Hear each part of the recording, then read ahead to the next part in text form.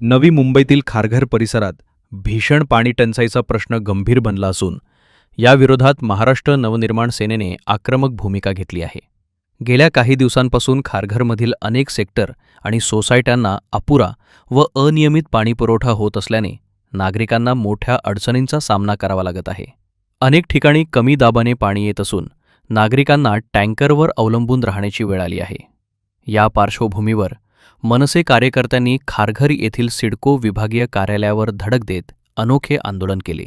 प्रशासनाचे लक्ष वेधण्यासाठी कार्यकर्त्यांनी नग्न आंदोलन करत तीव्र संताप व्यक्त केला। आंदोलनादरम्यान कोणताही अनुचित प्रकार घडू नये यासाठी सिडको कार्यालय परिसरात मोठ्या प्रमाणात पोलीस बंदोबस्त तैनात करण्यात आला होता।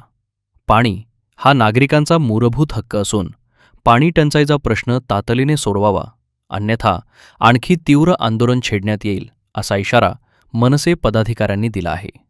दरम्यान खारघरमधील नागरिकांनीही या आंदोलनाला पाठिंबा देत प्रशासनाने त्वरित ठोस उपाययोजना कराव्यात अशी मागणी केली आहे।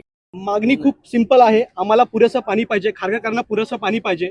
फक्त आम्ही लास्ट 3 महिने झाले पत्रव्यवहार करतो। त्या पत्रव्यवहारामध्ये दोन दिवस पाणी सोडलं जातं, आम्ही फॉलोअप घेतो। त्याच्यानंतर तेच परिस्थिती आहे, सेम ही लोक पाणी सोडत नाहीत। मग जे पाणी सर्वसामान्यांचं आहे ते बिल्डर लॉबीला देणार। अनेक प्रकल्प इथे उभे राहतात, त्यांना कधीच पाणी कमी नाही पडत। आणि मी माझ्या माहितीमध्ये असं कळलं, मला काही लोकांनी फोन करून सांगितलं, म्हणजे दादा जे सिडको प्रशासनाने जे बिल्डिंग बांधलेले आहेत नेमका तिथे जास्ती पाणी प्रॉब्लेम आहे। आणि जे जुन्या बिल्डिंग आहे तिथे पण खूप मोठा प्रॉब्लेम आहे। 2 दिवस 3 दिवस सोडून आणि गढूळ पाणी आल्यानंतर तिथे पण लक्ष दिलं जात नाहीये की बाबा इथे गढूळ पाणी येतंय आणि ह्या पाण्याचं फिल्टर होतंय की नाही हे देखील चेक करता येत नाही। तर आमची मागणी हीच आहे की खारघर वासियांना आम्हाला पाणी प्यायला स्वच्छ आणि चांगलं पाणी पाहिजे आणि ते पण नियमित पाहिजे।